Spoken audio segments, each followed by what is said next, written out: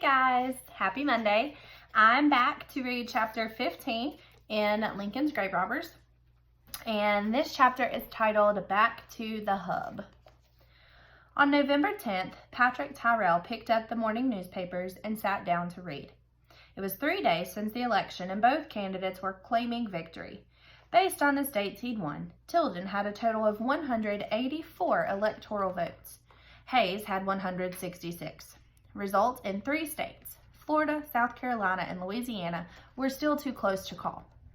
These states had a total of 19 electoral votes, so if Hayes won all 3, he'd have a 185 to 184 victory. Of course, he believed he had won all 3 states. Tilden begged to differ. While local election boards recounted ballots, Democrats and Republicans traded charges of fraud and threats of legal action. Buried beneath the election articles were a few updates on the Lincoln grave robbing plot. The Tribune, with its eyewitness reporter, had the most accurate information. Other pages either ignored the bizarre story or called it a hoax. What could anyone want with the bones of Lincoln? Mocked the Tribune's rival paper, the Chicago Times. Critics also complained about the detective work involved. If Tyrrell had really been there at the monument waiting for break-in, how had he managed to let the crook slip away? The Lincoln story even became part of the raging election controversy. Republicans suggested that Democrats had tried to steal Lincoln's corpse as revenge for defeating the South in the Civil War. Democrats fired back that Republicans staged the crime themselves to make people think it had been done by Democrats. None of this did anything to improve Tyrrell's mood. Then, tucked away on the crime page of one of the papers was an item of interest. 2 men had been caught for burglary in Lincoln, about 40 miles from Springfield. Tyrrell raced to the telegraph office and fired off a note to the Lincoln City Marshal. Please telegraph me a quick description of the men arrested in your town for robbing Mr. Sherman's house. Are they still locked up? The description came back. Not a match. Tyrrell had no solid leads. Between the strain of the past week and the pressure of the ongoing mystery, the detective's strong body was wearing down. Taken very sick with pains and fever, he wrote that night. Then he went home and collapsed into bed. Louis Sveggles scurried through the alley behind the hub, pushed open the back door and peered in. Big Jim Kennelly stood behind the bar, serving drinks. Above him, on its little shelf, sat the plaster bust of Abraham Lincoln. Sveggles motioned to a friend inside, asking him to let Kennelly know he was there. He was a wanted man, as far as Kennelly knew, and he needed to act like one. Kennelly stepped out into the dark alley, seething. You boys are a pack of fools and babies, he hissed at Sveggles. You should be spanked and put to bed. Between curses, Kennelly told Sveggles he hadn't heard from Hughes and Mullen, had no idea where they were, and hoped to never see them again. The conversation was over. Actually, Mullen was already in Chicago, lying low. He got in touch with a friend and asked her to bring a question to Sveggles. Was the coast clear? The woman found Sveggles and delivered the message. The thing is all right, Sveggles told her. The papers were caught up with the election and treating the Lincoln story like a joke. There was no heat at all from the Secret Service or police. The next day, November 11th, Mullen was back behind the bar at the hub. Being very sick this day, unable to get out of bed, Tyrrell scrawled in his daily report. But he must have at least sat up when Sveggles charged in with the news about Mullen. Sveggles explained that he hadn't spoken with Mullen yet, but planned to meet him that night. And there was news from Hughes, too. He was holed up at his father's farm, about 100 miles from Chicago. I instructed Sveggles to be very anxious about them, Tyrrell reported, and paid him $5 for information relative to Mullen and Jack. And remember, $5 was pretty decent back then. It would kind of be like getting a 20 today. Sveggles met Mullen later that night. Mullen told his escape story, and Sveggles invented one of his own. Mullen asked about Billy Brown. Sveggles said he'd heard Brown was with friends in Indiana. He'd gotten rid of the team of horses and wagon and could be trusted to keep quiet. Mullen suggested they send a note to Hughes letting him know it was safe to come back. What is the use? Sveggles objected. You don't know, but the officers may be on to us. There is nothing for Jack to do here, and there is no need of taking any chances. As always, Sveggles was playing it cool, working his role skillfully. Soon enough, he knew, Hughes would come back to his friends in Chicago.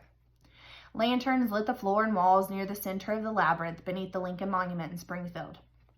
John Carroll Power, filthy and dripping sweat, stood in a shallow hole, tossing shovelfuls of wet dirt onto a growing pile. Beside the pile sat the box holding Lincoln's coffin. Because remember, John Carroll Power had moved Lincoln's casket out of where it was to a different location, and he was going to do something secretive with it. I spent many hours and half hours digging, the custodian recalled. When I would hear steps on the terrace overhead, I would extinguish lights, go out, give whatever attention might be required from visitors, and return to work. For I had not then any assistant, and it would not do to trust a chance laborer I might have on the ground.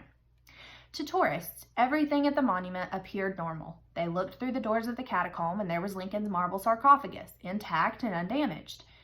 They assumed Lincoln's body was in there. Power said nothing to correct them.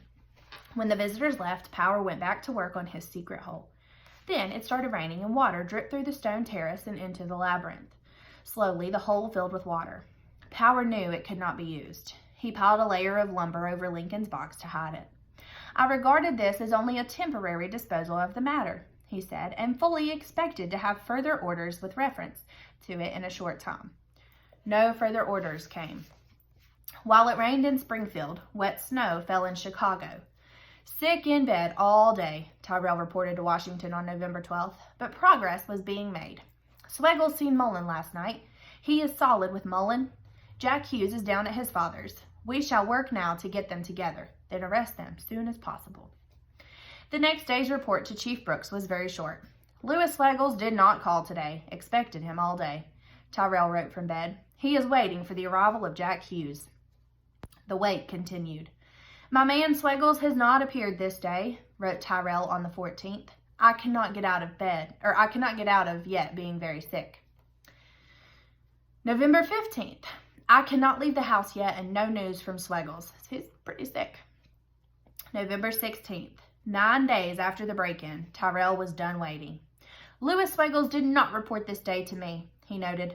I will start out myself tomorrow. My fever is all gone. Feel better, but very weak. As soon as Tyrrell got out of bed, his luck turned. When he dragged himself to Charles Dean's office on November 17th, Swegles was there with news. Jack Hughes had just returned to Chicago. Tyrrell decided to arrest both Hughes and Mullen at the same time. Trying to nab them one at a time was no good. One might hear of the other getting pulled and slip away. While Swegles kept an eye on the hub, Tyrrell brought in Private Eye John McGinn and a Chicago police detective named Denny Simmons to help with the final steps. Things started moving very quickly. At 8 o'clock that night, McGinn spotted Hughes on the street. At 8:40, Mullen showed up at the hub, put on his apron, and began tending bar. At 10:30, Hughes entered the hub. The time had arrived for action, reported Tyrrell. Swegles walked away from the hub, his work done. Tyrrell, McGinn, and Simmons gathered on the dark sidewalk outside the saloon. The detectives peered through the window, and Tyrrell pointed out Hughes and Mullen. He'd have loved to make the bust himself, but he knew both Coney men were armed. It was safer to send in men that they had never seen before. McGinn and Simmons opened the front door and walked in. Tyrrell watched through the window. Jack Hughes appeared to be asleep. He was sprawled in a chair by the iron stove, eyes closed. Mullen was behind the bar. McGinn walked past Hughes and stood between the dozing man and the back exit. Simmons went right to the bar. Mullen smiled and asked the newcomers what they were drinking. 2 beers, Simmons said. Mullen lifted a couple of glass mugs and headed down the bar to the tap. McGinn walked along with him. He waited until both of the bartenders' hands were busy, one holding the mugs, the others pulling the tap handle. Then McGinn whipped out his pistol and stuck the barrel to Mullen's temple. Mullen, you are my man. Simmons raised his gun to Hughes' head. Come along with me, my boy. Hughes opened his eyes and looked up. Who are you? Never mind, said Simmons. Get ready to go along with us. Seeing both suspects with their hands in the air, Tyrrell charged into the saloon. He handcuffed the men together, led them out to a waiting police wagon, and climbed in to ride with them to Chicago's Central Police Station. After watching the police lock Hughes and Mullen behind bars, Tyrrell telegraphed the good news to Chief Brooks in Washington. He arrived home at 1 a.m. Very weak and tired, he wrote, but pleased by the results of the day.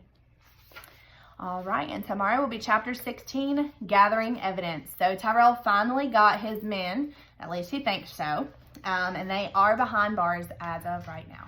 Bye guys, have a great day. I'll see you tomorrow.